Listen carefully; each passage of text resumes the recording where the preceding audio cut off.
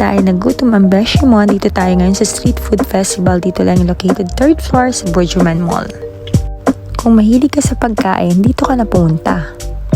Halos lahat ng gusto mong pagkain, dito mo lang makikita.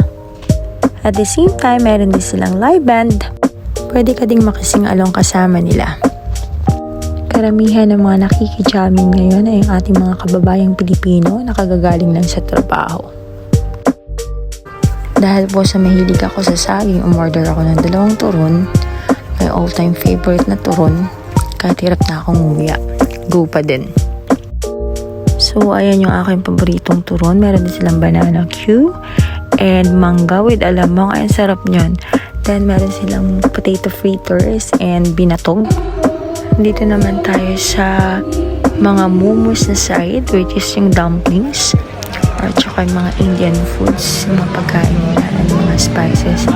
Ay, hindi ko alam kung ano yan. Yan, may biryani din. Tsaka yan si kuya. Ayan, explain niya na lang. This is the best place to eat momos.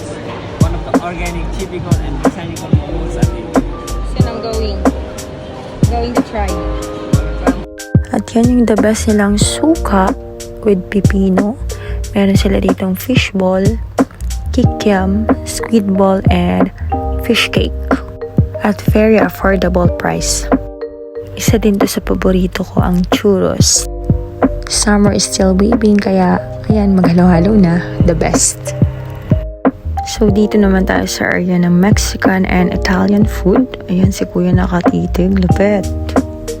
Ito talaga yung pinaka the best eh. Kwek-kwek, isaw, yan putok-batok. Sobrang daming makakainan, hindi mo na alam kung saan ka talaga kakain. Kaya next time na pagbalik, kung sino gusto mong sumama, tara, samahan niyo ako. Kung akala mo sa Pilipinas lang merong Angel's Burger, meron dito upgraded na Magic Angel Burger. Handa sa busog ng beshi mo, uwian time na. See you on my next vlog guys. Thank you for watching. Ciao!